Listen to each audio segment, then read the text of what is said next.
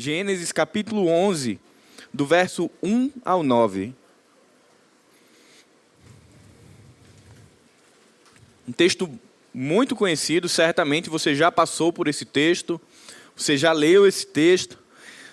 Muitas vezes um texto até que passa despercebido na nossa leitura, mas que tem um significado e uma relevância muito profunda num contexto onde a humanidade acabou de passar por um dilúvio, ela está se estabelecendo novamente, e em pouco mais de 100 anos parece que eles não aprenderam a lição do dilúvio, e ali eles começam novamente a construir um caminho de desobediência, um caminho que os leva novamente para distante do Senhor. E aí, como nós servimos a um Deus que intervém, Ele intervém na vida desse povo para que eles possam se espalhar, para que eles possam se difundir em outras regiões. E aí, de fato, todo o cenário ele vai sendo construído para que lá no Novo Testamento, né, cenário da graça, Jesus venha, como é dito lá em Gálatas capítulo 4, verso 4, na plenitude dos tempos, Jesus seja apresentado como Messias de Deus, como Filho de Deus.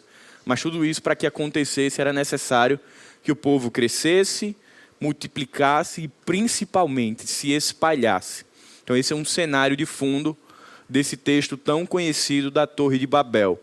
Gênesis 11, a partir do verso 1 diz: houve um tempo em que todos os habitantes do mundo falavam a mesma língua e usavam as mesmas palavras. Ao migrarem do leste, encontraram uma planície na terra da Babilônia, onde se estabeleceram. Em outras versões vai dizer uma planície na terra de Sinar. Começaram a dizer uns aos outros: venham, vamos fazer tijolos e endurecê-los no fogo. Naquela região era costume usar tijolos em vez de pedras, e betume, ou piche, talvez, na sua versão, ao invés de argamassa. Depois disseram: venham, vamos construir uma cidade com uma torre que chegue até o céu. Assim ficaremos famosos e não seremos espalhados pelo mundo. O Senhor, porém, desceu para ver a cidade e a torre que estavam construindo. Vejam, disse o Senhor, todos se uniram e falam a mesma língua. Se isto é o começo do que fazem, nada do que se propuserem a fazer daqui em diante lhes será impossível. Venham, vamos descer e confundi-los com línguas diferentes, para que não consigam mais entender uns aos outros. Assim o Senhor os espalhou pelo mundo inteiro, e eles pararam de construir a cidade. Ela recebeu o nome de Babel, pois ali o Senhor confundiu as pessoas com línguas diferentes e as espalhou pelo mundo. Pai bendito, nós queremos te agradecer, Senhor, pelo privilégio de termos acesso à tua palavra. Queremos te rogar que o teu Espírito que habita em nós nos conduza, Senhor, durante esse momento de proclamação da palavra, que seja falado aos nossos corações somente aquilo que é o desejo do Senhor, e que o nosso coração possa estar preparado para receber as sementes, as verdades, os princípios da tua palavra, e que nós possamos regar esses princípios para que eles frutifiquem em nossas vidas. Em nome de Jesus, amém. Durante algumas mensagens, principalmente de 2020 para cá, nós temos falado muito sobre a necessidade de nós avaliarmos os desejos do nosso coração ou as intenções do nosso coração. E isso é bíblico.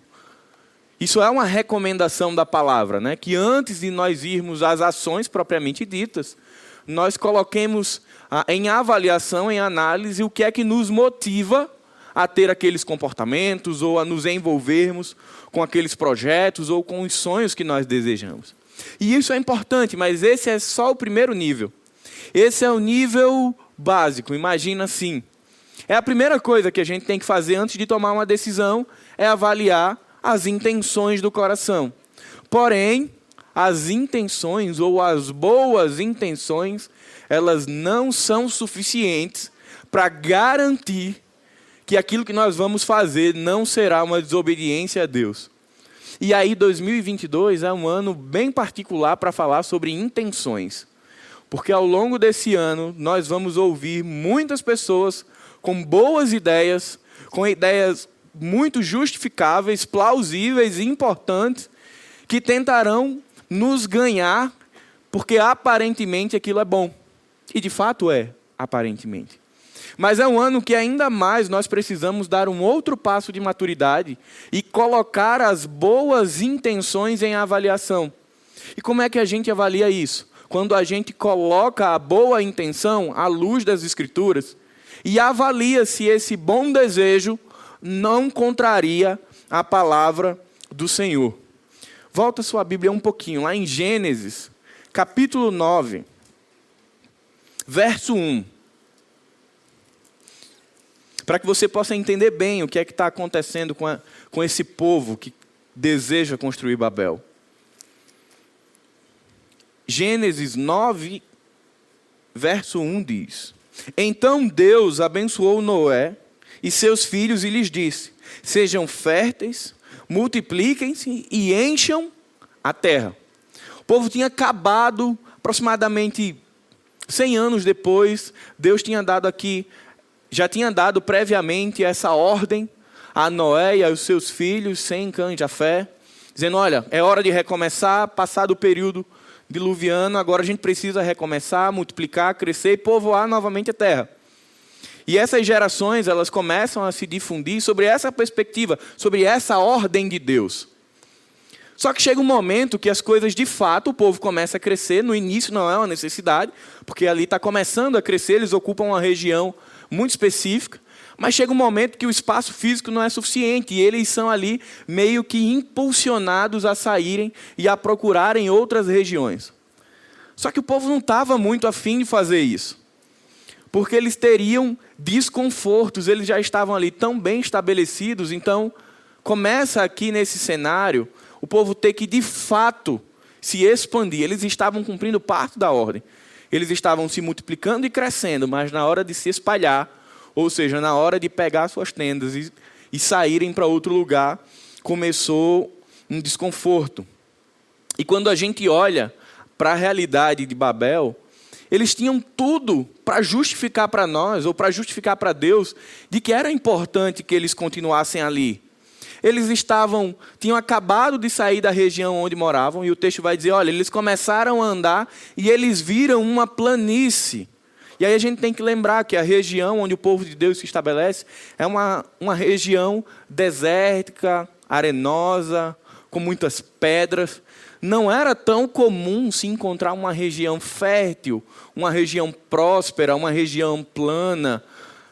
Mas aí quando eles começam a caminhar, eles encontram essa região. E aí eu queria pedir que os irmãos da mídia projetassem uma imagem, para que a gente possa entender bem por que o povo que começou até, vamos lá, vamos sair daqui. Mas no meio do caminho algo chama a atenção deles. Aqui onde tem o nome Babilônia, é aproximadamente onde esse projeto frustrado acontece. A tentativa da construção da cidade e da torre.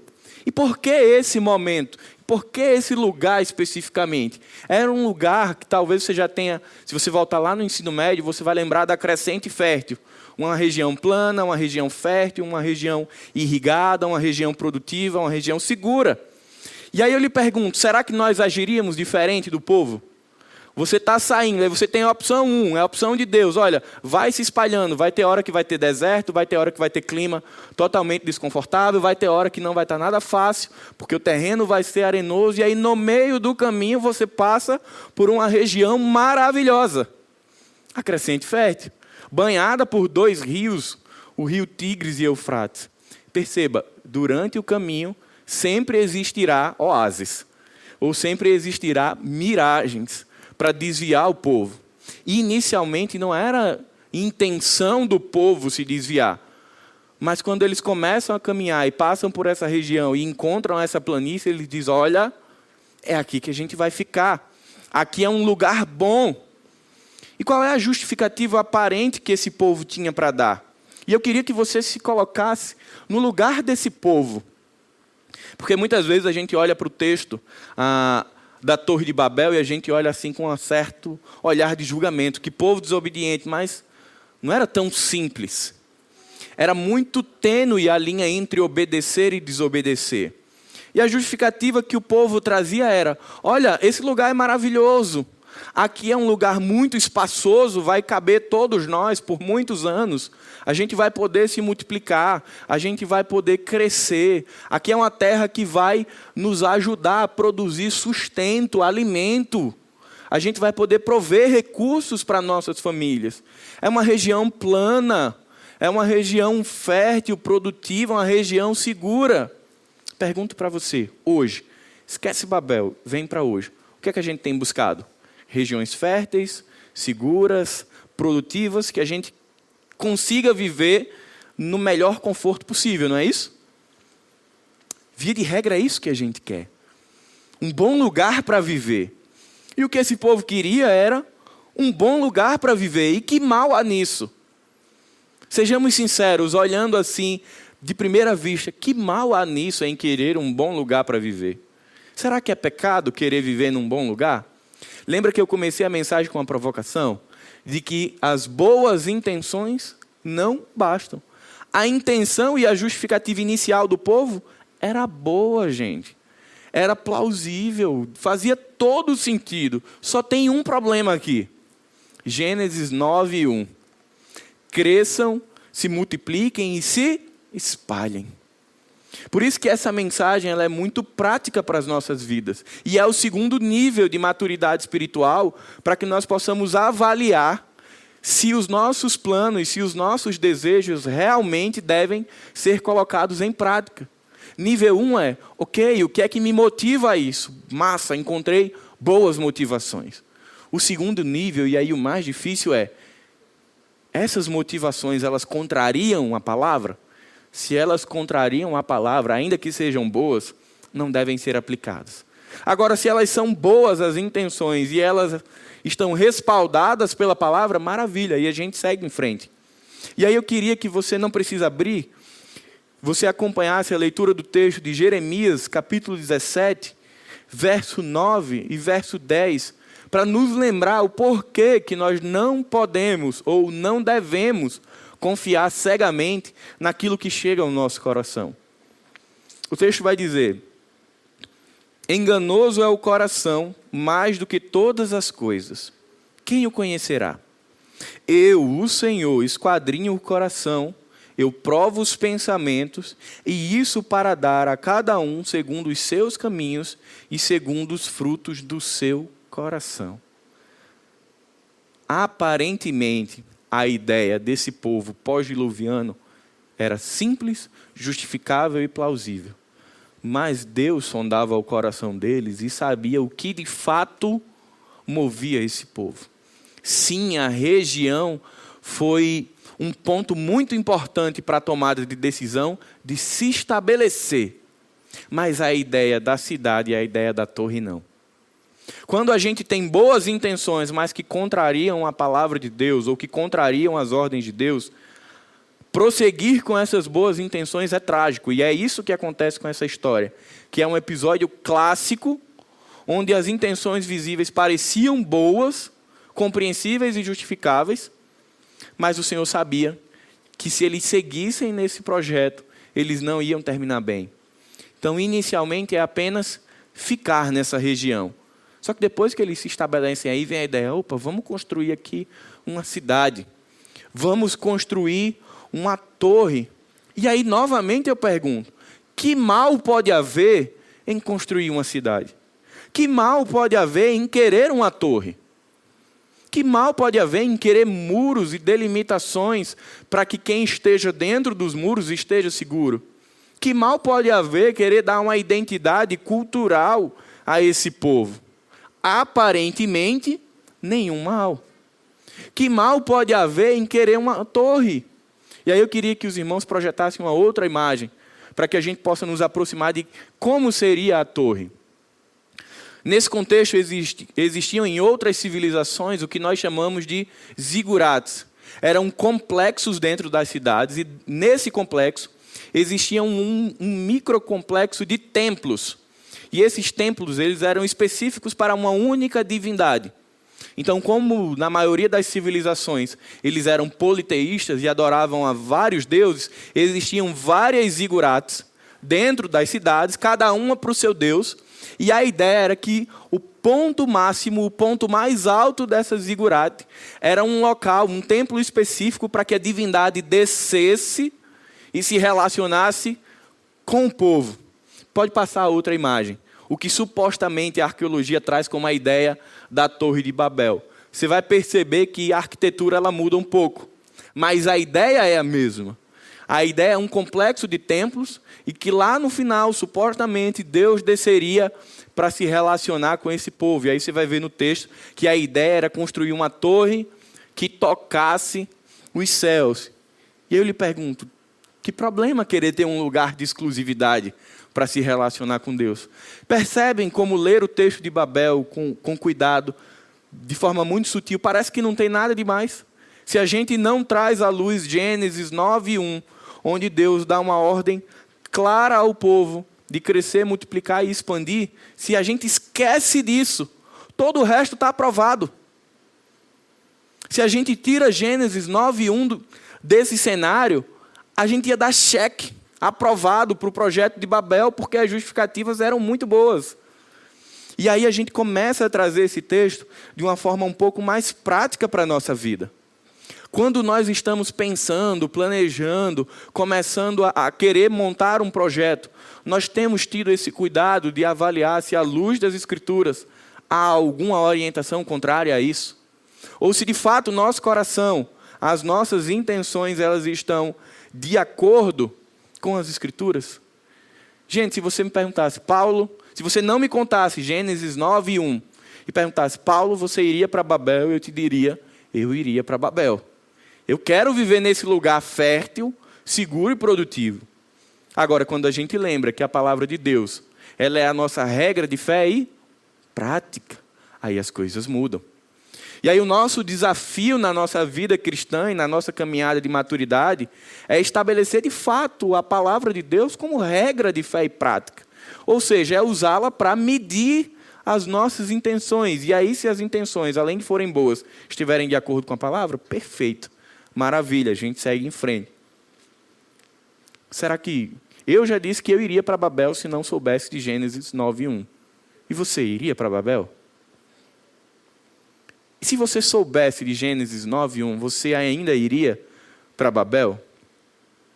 Será que as nossas decisões hoje, 2022, elas têm caminhado de acordo com a palavra de Deus?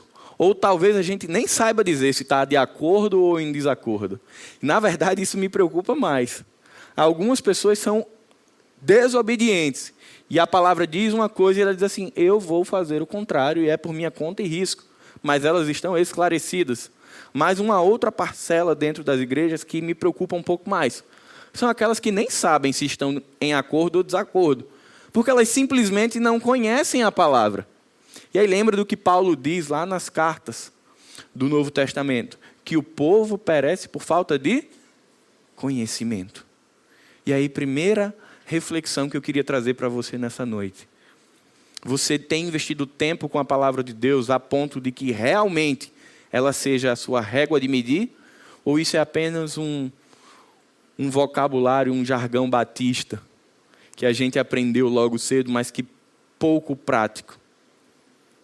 A Bíblia, de fato, é a baliza, é o crivo de todas as coisas. Mas se eu não conheço, eu provavelmente iria para Babel. Então, se nós, enquanto igreja, não conhecermos a palavra, assim como o salmista diz, com prazer de deleitar-se nela de dia e de noite, provavelmente a gente já errou muito, porque a gente, não é nem porque a gente foi desobediente, dizer, olha, vou fazer errado.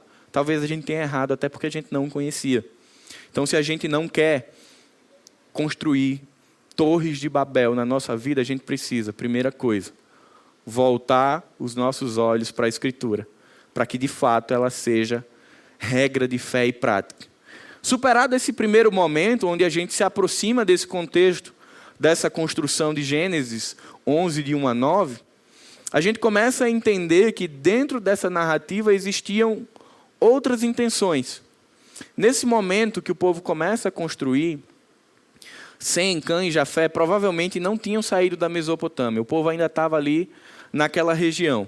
somente a descendência deles. É isso para a gente entender. O povo só se espalha e o povo de Deus só começa a ganhar territorialidade depois dessa ação de Deus. Então essa ação, se você, junto comigo, olhar ela, à luz da narrativa da redenção, ela é providencial. O que a história vai dizer é que os descendentes de Cã, eles migraram sentido a África, os descendentes de Sem, sentido Ásia, e os descendentes de Jafé, sentido Europa. Esse povo ele vai se misturando com o passar do tempo. Mas perceba a importância de que regiões do planeta elas começam a ser habitadas a partir desse momento que Deus intervém e Ele põe fim a um projeto interessantíssimo, mas que era contrário à ordem dele. E aí Ele diz, olha, acabou a brincadeira, vocês vão se espalhar, vocês vão para regiões diferentes. E aí a narrativa bíblica, de fato, começa a ser construída. Então, quando a gente olha para Babel, a gente começa a ver que por trás dessas boas intenções existiam outras coisas. Se você voltar os seus olhos, volta com sua Bíblia lá para Gênesis, capítulo 11.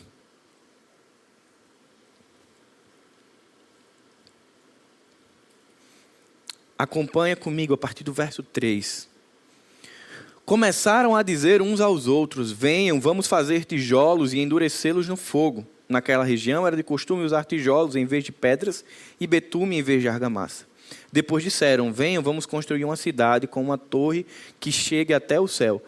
Presta bem atenção agora na conclusão que o povo vai dizer. Assim ficaremos o quê? Famosos e não seremos espalhados pelo mundo.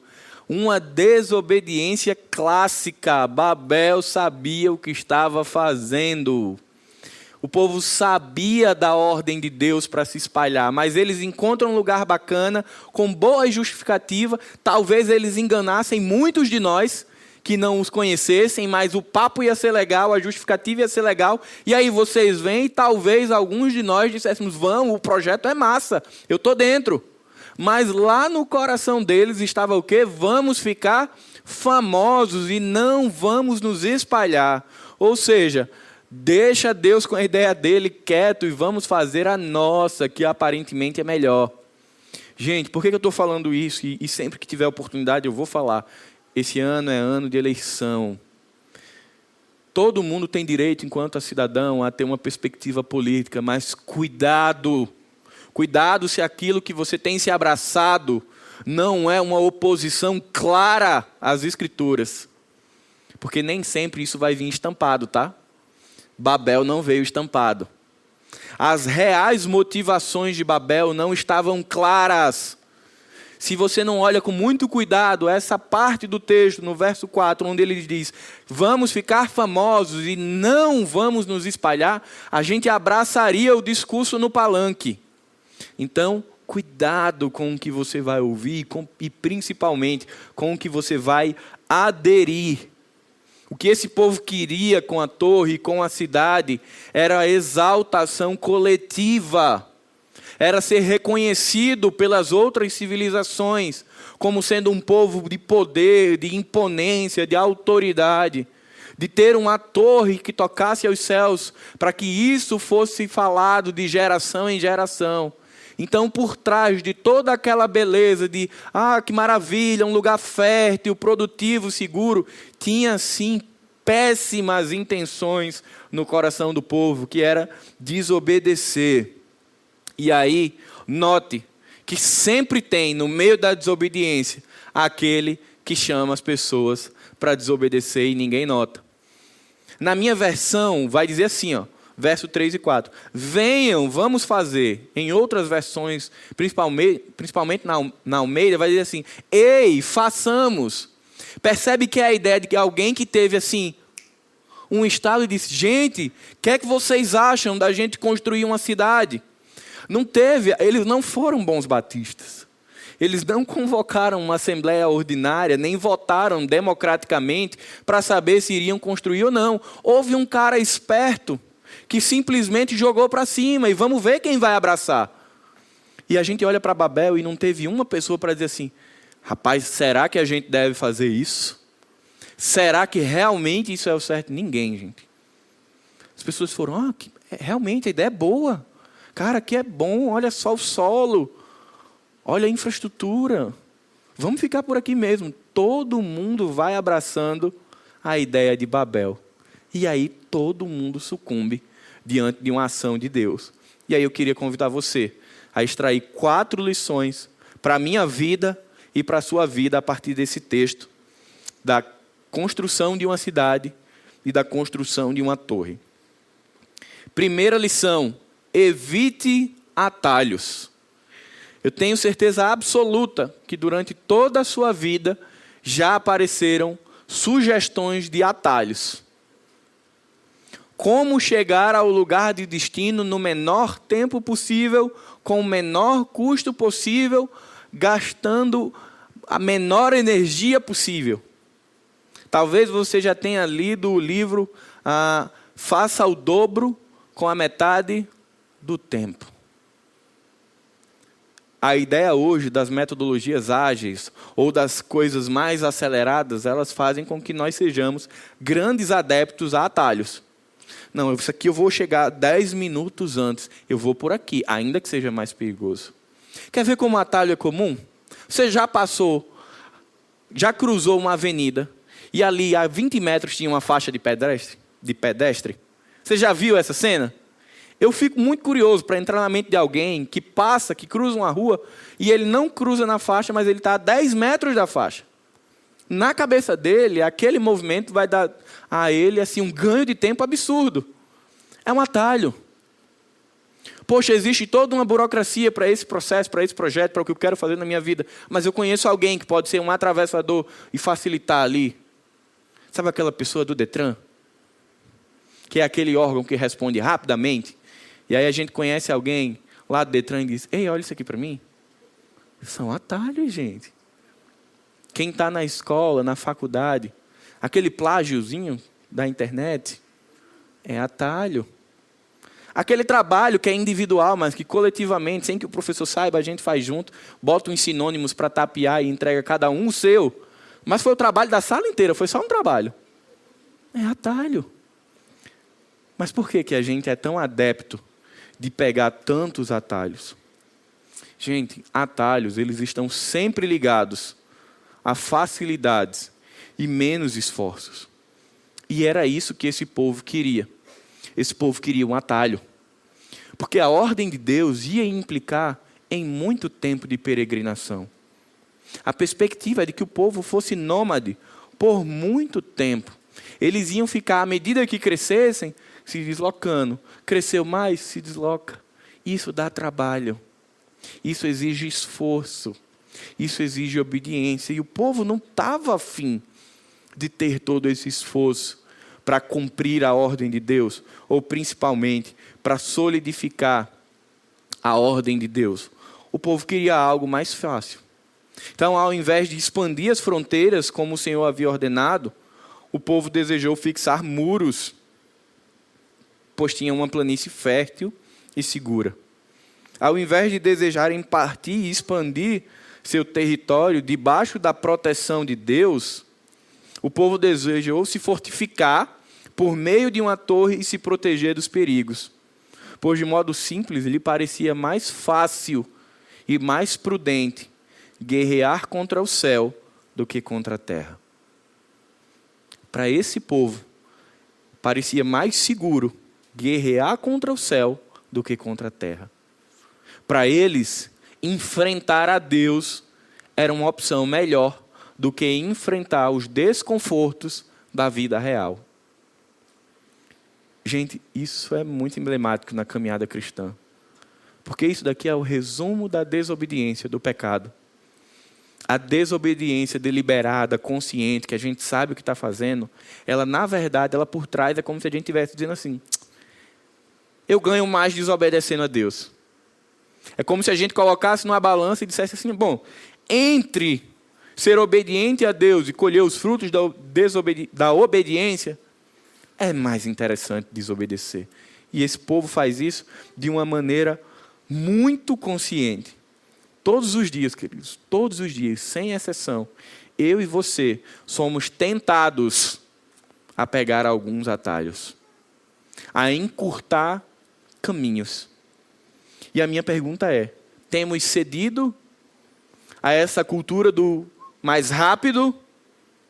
Ou a gente tem de fato, de uma maneira madura, dito, não, peraí. Nem sempre os caminhos do Senhor são rápidos. Vou avançar só para fazer um paralelo histórico. Êxodo vai narrar o período da libertação do povo, do cativeiro egípcio.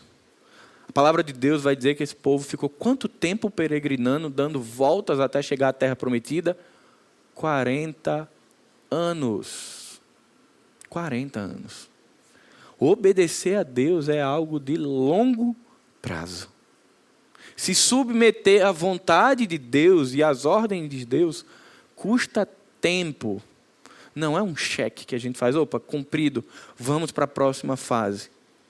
A desobediência do povo de Babel, ela foi clara, ela foi consciente, ela foi intencional. Eles sabiam exatamente o que eles estavam fazendo. Não dava para ninguém dizer assim, olha, Deus, eu pequei, mas eu não sabia que eu estava pecando. Eles sabiam.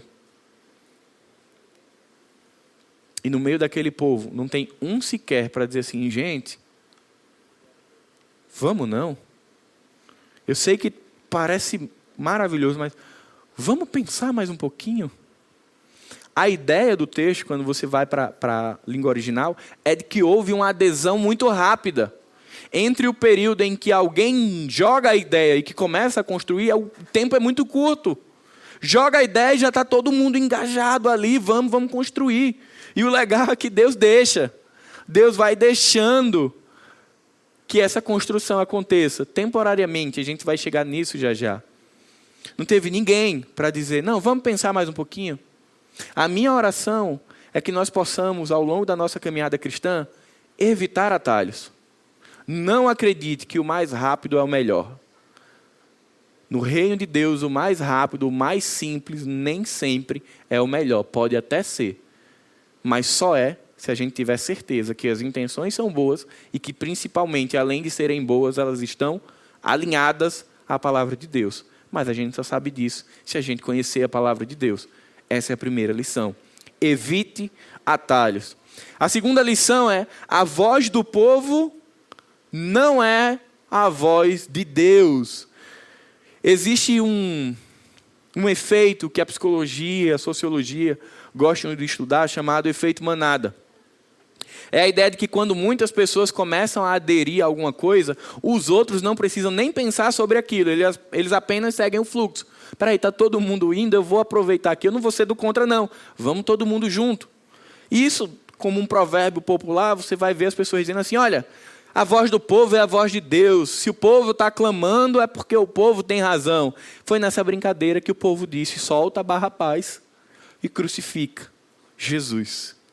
Então, nem sempre a voz do povo é a voz de Deus. E principalmente, nesse texto de Gênesis capítulo 11, aí é que realmente a voz do povo não é a voz de Deus. Perceba, como eu falei, houve alguém que propôs uma ideia. Parece uma assembleia, né? Alguém propõe. Com certeza teve alguém que disse, eu apoio. E aí as demais pessoas votaram e disseram, vamos todos. Unânime, decisão unânime é inquestionável, né? Parece que sim, mas não. Porque a gente tem exemplos bíblicos como esse, onde uma decisão unânime estava errada. Então nós somos sempre desafiados a olhar para as nossas decisões, para as decisões principalmente coletivas e avaliar se aquilo ali é de fato o que Deus quer. E esse povo, eles tiveram uma série de apontamentos para desconfiar, gente. Eles tiveram uma série de questões que eles poderiam pensar assim, rapaz, esse negócio aqui, Deus está sinalizando que não é o caminho. E que apontamentos foram esses? Primeira coisa, se construía naquele momento, a tecnologia de construção, a engenharia civil, era com pedras. Ainda não era comum a ideia de tijolos como nós temos hoje. Mas só que eles estavam na crescente fértil, não era uma região montanhosa, nem muito menos com muitas pedras. Então eles resolvem um obstáculo e dizem, não tem problema, pega a argila, cozinha o tijolo e está resolvido. Eles não tinham argamassa, a nossa ideia de cimento. Mas eles tinham betume, piche, não tem problema. Então, se não tem aqui os elementos fundamentais, a gente cria outros. Você concorda comigo que ali foi uma oportunidade para que aquele povo tivesse dito: tem alguma coisa errada nisso? A gente não tem nem os elementos essenciais para esse projeto. Mas é isso que o pecado faz. Ele anula as evidências claras de Deus da desobediência. O povo olha para isso e eu imagino que eles se sentem até motivados. Agora nós temos que nos reinventar. Gente, muitas vezes os obstáculos, eles são sim para ser vencidos. Mas não acredite quando o coach diz que você vai vencer todos os obstáculos. Porque às vezes o obstáculo é uma placa de sinalização de Deus para a nossa vida, dizendo um sonoro não. Só que quando o povo não conhece, ou quando o povo realmente está inclinado a desobedecer a Deus, ele olha aquela placa com um sonoro não, com um não ali gigante escrito, e eles dizem: olha, Deus está dizendo não, não fiquem parados, construam. Porque é isso que o coração faz, é isso que Jeremias diz, o coração é enganoso. Quer ver como é que a gente cai nisso sem perceber? Quando a gente busca sinais. E a gente nem sabe que sinais são esses, mas a gente só quer um sinal. Deus, eu faço ou não faço? Aí, calha dessa oração ter acontecido sexta-noite, no domingo de manhã, no sábado de manhã, amanheceu o quê? Chovendo e trovejando. Aí aquela pessoa diz: sinal de Deus. Certeza, era o que eu precisava, era de um trovão. E quantas vezes a gente não acaba escorregando nisso sem nem perceber? E aí Deus estava dizendo: não, já que você não lê a Bíblia, acho que Deus pensa: já que você não lê a Bíblia, eu vou mandar um trovão para você não ir. E aí a pessoa interpreta aquilo conforme o coração dela quer. Aí Jeremias diz o quê? O coração do homem é enganoso. Não confia na interpretação do seu coração. Submete essa interpretação ao quê?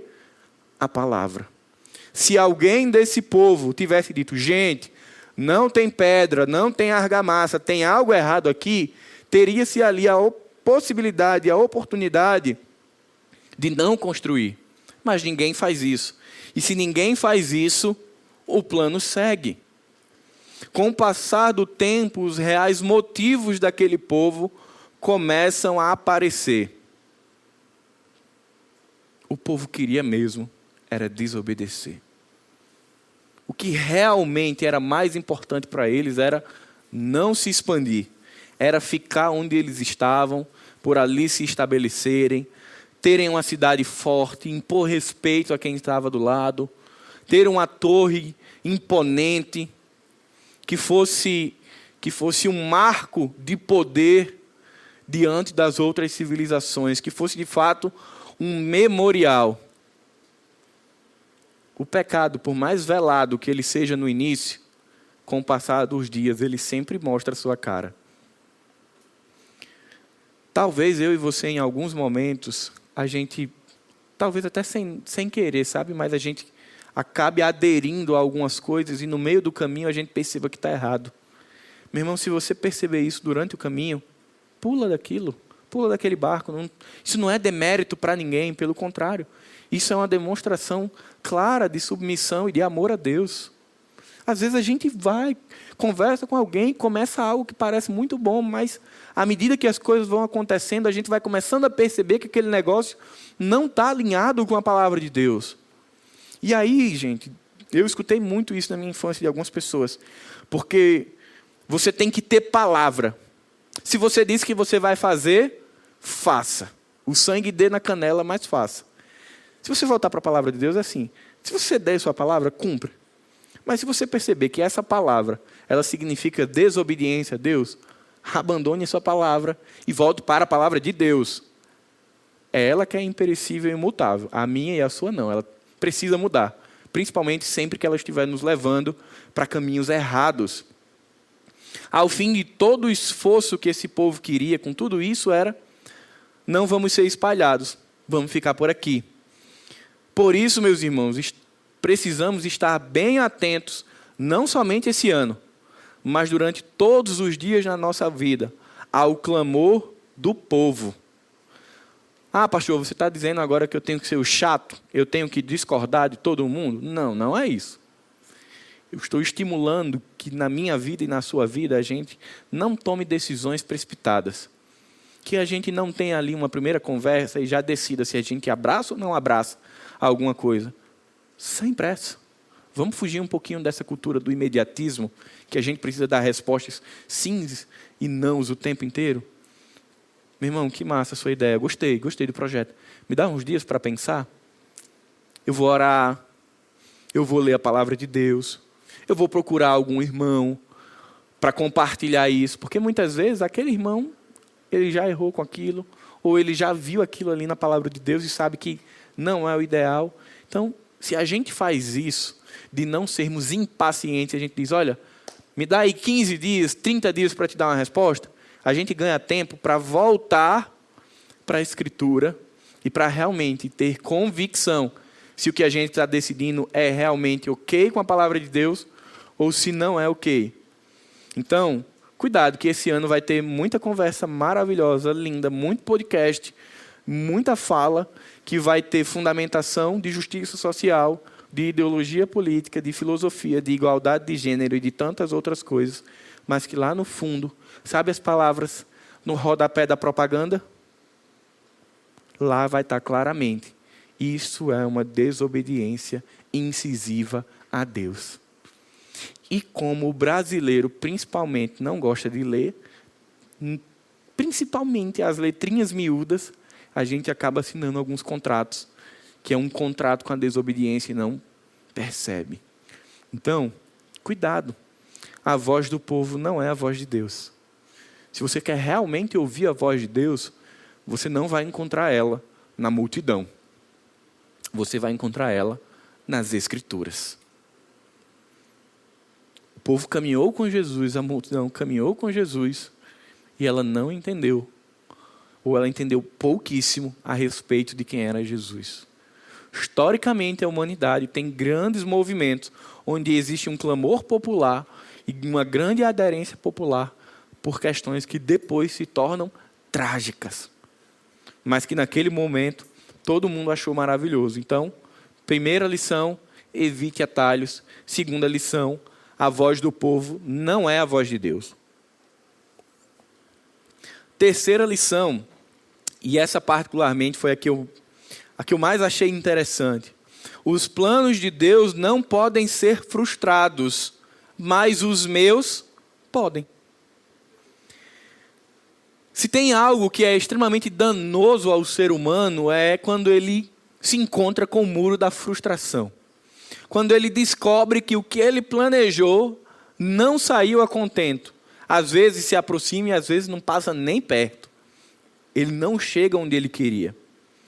Os planos desses homens, dessa civilização pós-diluviana, eram grandiosos, eram ousados, eram planos de serem reconhecidos entre as nações como uma civilização poderosa.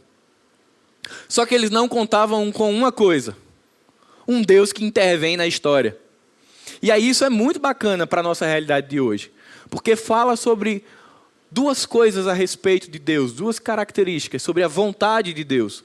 O que nós chamamos de vontade da autoridade de Deus, que é quando Deus intervém na vida humana e quer o homem goste ou não, tem uma intervenção da soberania de Deus. E tem uma outra vontade de Deus chamada vontade permissiva, que é quando Deus não legitima aquilo, mas Ele permite que aconteça. E as duas coisas acontecem nesse texto. Vocês concordam que Deus já estava vendo tudo? O texto vai dizer, olha, Deus olhou e disse, desçamos. Ou seja, aqui provavelmente era uma conversa entre a Trindade.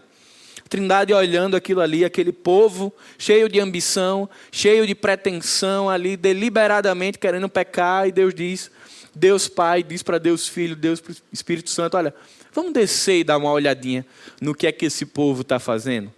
É óbvio que Deus não estava ali sendo surpreendido e Ele precisava descer para ver. A ideia é que, primeiro, Deus se inclina para ver a nossa vida e Ele acompanha a nossa vida. Então, não há nada, absolutamente nada que nós façamos que Deus não veja. Segunda questão é que Deus dá tempo ao homem para que ele se arrependa. Deus poderia sim, em sua soberania, ter intervido no início e não ter nem permitido o início da construção. Mas o que o texto aponta primeiro é que Deus atua com sua vontade permissiva. Vamos lá, vamos deixar eles construírem. Quem sabe algum deles aí acorda e diz, olha, vamos parar com essa construção. Então a ideia aqui é de um Deus poderoso, um juiz justo que dá oportunidade de arrependimento. Então isso é a autoridade permissiva de Deus. Ele permite ao homem continuar com os seus planos. Mas chega um momento onde Deus vai dizer assim, olha, se a gente não interromper isso agora, isso será só o começo para onde eles irão chegar. E aí vem a vontade da autoridade de Deus e não mais a vontade permissiva. Deus diz, quer os homens gostem ou quer eles não gostem, nós, na verdade, a Trindade, vamos descer e vamos colocar um ponto nisso daí. E aí eu queria que você fizesse uma reflexão no seu coração. Como é que você lida quando Deus intervém para paralisar um projeto na sua vida? Eu, particularmente, acho maravilhoso quando Deus intervém para impulsionar alguma coisa que eu estou querendo.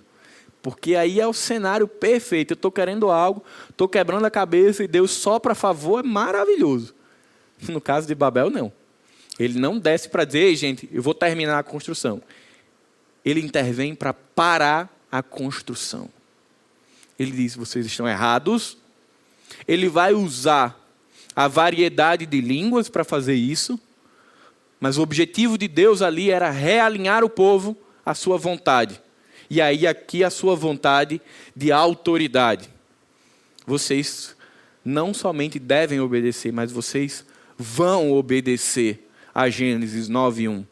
Cresçam, se multipliquem e se expandam. Para contextos específicos, Deus não tolera desobediência se aquilo tiver uma interferência no plano geral da redenção. Então, quando você olhar para as Escrituras, você vai perceber momentos em que Deus age de maneira distinta. Maneiras onde Deus tolera o pecado e momentos onde Deus executa juízo ali de bate e pronto. Uma pergunta muito bacana para você entender esses textos é, esse cenário ele tem alguma interferência no plano geral da redenção?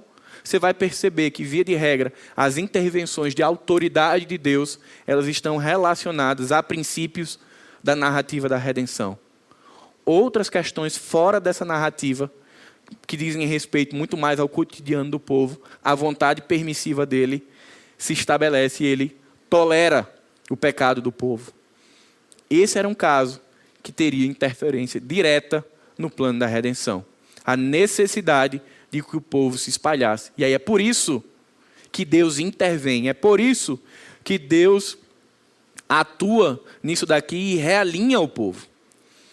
Essa intervenção de Deus, ela não foi só circunstancial, ela não foi só pensando nesse povo pós-diluviano. Foi uma intervenção pensando no todo.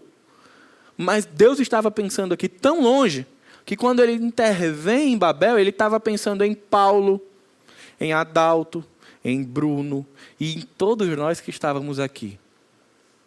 Essa é a perspectiva que Deus tem quando ele intervém na vida desse povo.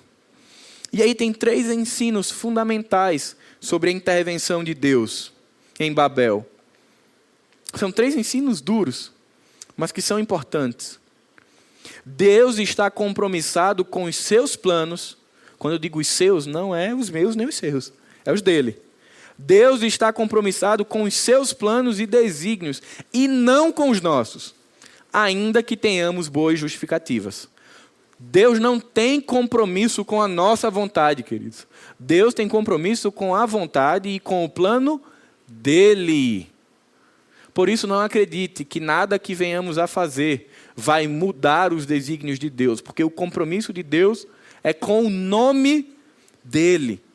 Agora, se o nosso projeto, se o nosso desejo estiver alinhado com o Senhor e com a sua palavra, aí esse compromisso com o nome dele se estende a nós.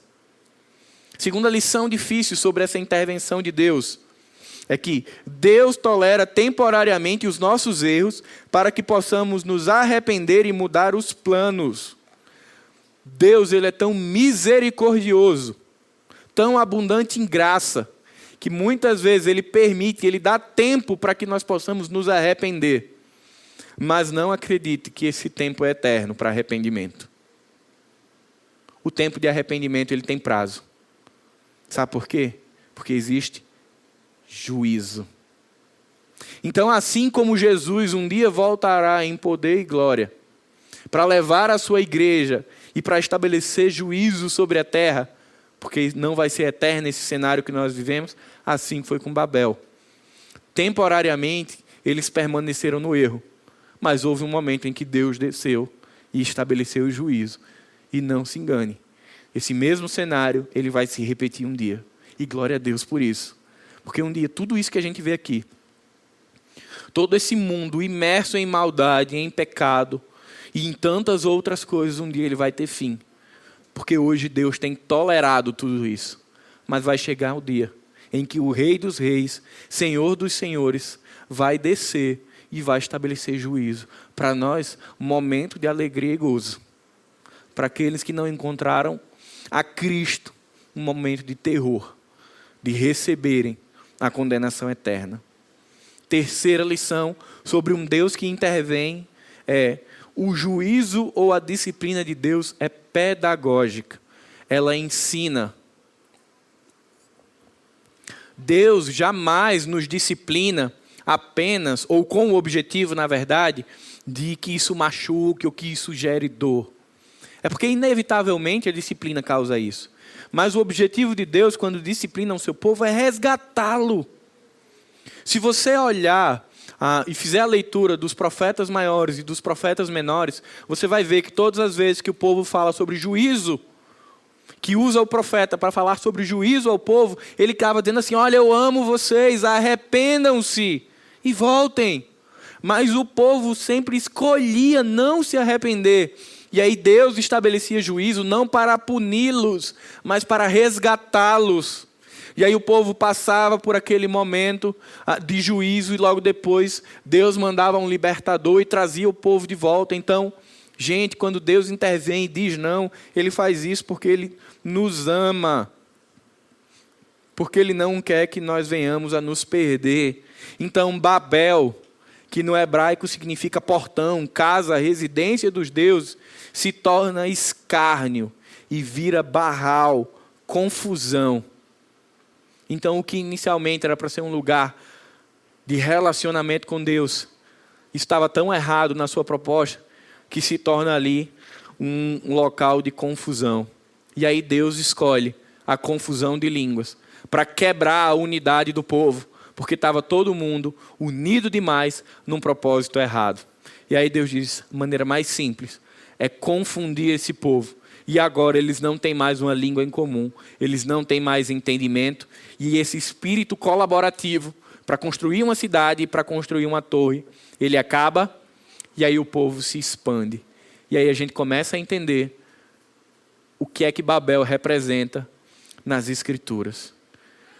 Um teólogo inglês chamado John Fockerman, ele diz: implicitamente eles, o povo de Babel, querem, talvez de uma forma um tanto quanto inconsciente, tornar possível a história da salvação, a qual, segundo a mensagem bíblica, é essencialmente e emocionalmente um diálogo entre Deus e o homem.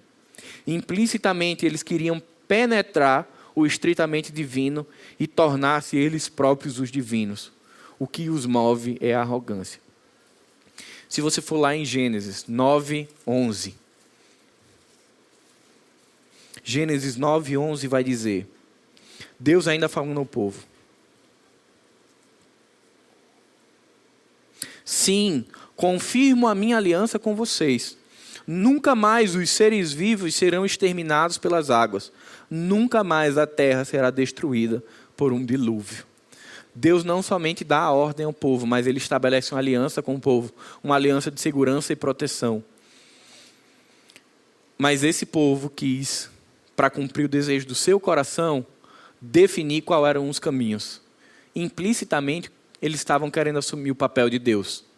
E sabe como é que o pecado faz isso? Quando ele diz, você decide. Tome as rédeas da sua vida e decida. E aí todas as vezes que a gente faz isso, a gente assume um papel que não é nosso. Porque os discípulos de Jesus devem caminhar conforme a orientação do Mestre. Obviamente que as decisões práticas, meus irmãos, eu faço isso ou faço aquilo. A fala, a expressão, a assinatura é nossa. Mas a conclusão de por onde seguir, ela é orientada por Deus. Isso quando nós nos voltamos a Ele para pedir que Ele nos oriente. Também se a gente não voltar, a gente assume um risco que não deveríamos. E por fim, verso 8 e 9, o não de Deus é uma expressão de amor. Quando a Trindade, quando Deus desce e ali confunde as línguas daquele povo, mistura todos eles e dá a eles um sonoro não, o que ele está dizendo é: eu amo vocês. Aqui nessa tarde e noite eu vejo alguns pais. E não há figura de linguagem mais apropriada para falar sobre Deus do que como um pai. Quantas vezes vocês já deram não para os filhos de vocês? Porque vocês sabiam que se deixasse aquilo ali, seria terrível para eles. Aquela panela que está quente, mas aí o bebezinho está ali, ele quer pegar. Não, filho, tira o dedo da tomada, não pega na panela quente, não. Para quem recebe o não, é sempre muito difícil de entender. É muito provável que aquele povo, ao perceber Deus intervindo daquela forma e dando um não, eles não tenham ficado felizes. Assim como é natural que eu e você, muitas vezes, ao percebermos Deus dizendo não, a gente não fique feliz, e eu entendo, é natural. Mas a gente, passado esse momento de irritação e chateação com Deus, a gente precisa pacificar o nosso coração e dizer: poxa, mas se Deus me deu um não assim tão claro, é porque Ele me ama. É porque Ele está guardando a minha vida. É porque por trás disso, que aparentemente era bom, existia um caminho de perdição e Deus está me poupando de passar por isso. À luz da história de Babel, precisamos considerar que os não de Deus são reflexo de amor, de graça e de misericórdia. Nem sempre, meus irmãos, Deus vai intervir dando um não. Vai ter momentos que Ele vai permitir. E aí, sempre faça o exercício de voltar seus olhos para as Escrituras, para que você possa ter mais segurança de que o desejo do seu coração e que as aparentes boas intenções são de fato corretas.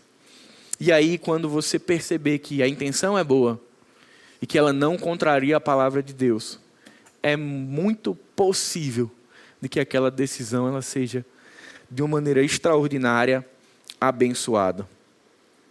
Por fim, antes de iniciar qualquer projeto pessoal em sua vida, ou antes de tomar qualquer decisão, ora, medita no Senhor, reflete, lê a palavra, garanta, ou pelo menos tente garantir, que as suas motivações e desejos não contrariam a vontade de Deus.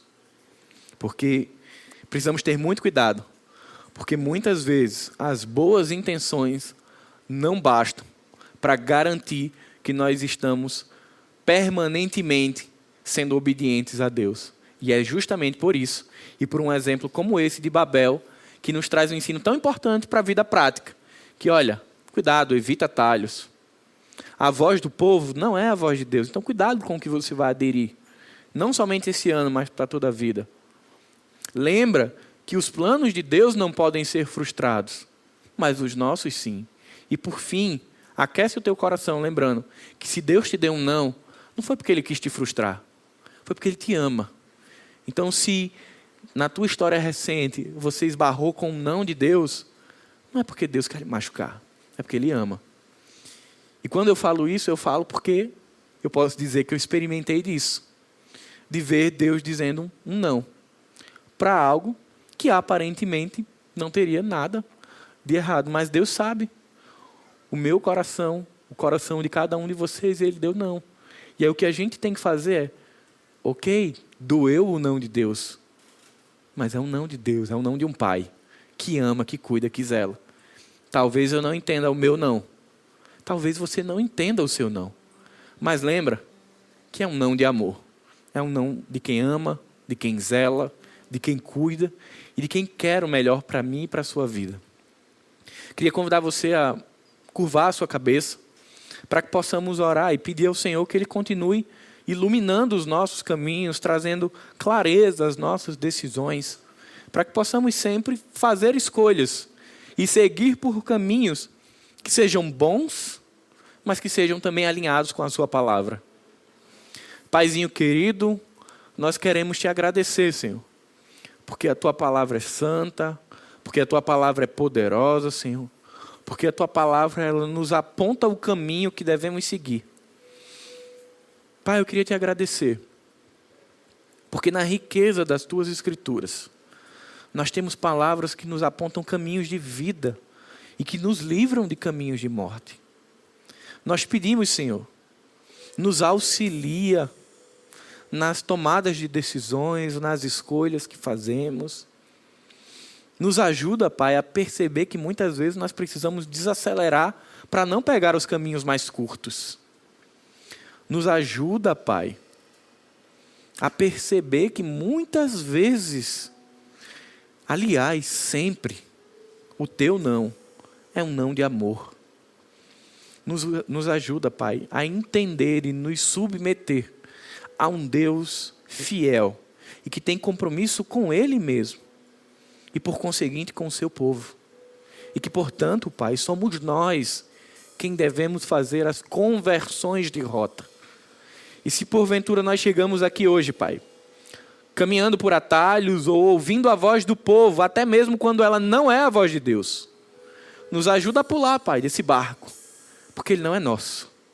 Nos inquieta, Pai, usa outros irmãos, a tua palavra, para nos dizer: filho, é hora de parar. Parece bom, mas o final é de morte. A cidade parecia bonita, a torre também, mas o objetivo final é desobediência. Nos ajuda, Pai, enquanto igreja, corpo de Cristo, discípulos de Jesus, sermos cada dia filhos obedientes à tua palavra. Mas para isso, Pai, nos lembra todos os dias que é preciso conhecer as instruções. É preciso conhecer e aí sim se submeter à palavra. É isso que eu te oro e te agradeço. Em nome de Jesus, amém. Que o amor de Deus o Pai, que a graça de Jesus e que as consolações do Espírito Santo estejam com cada um de nós, hoje e para sempre. Amém.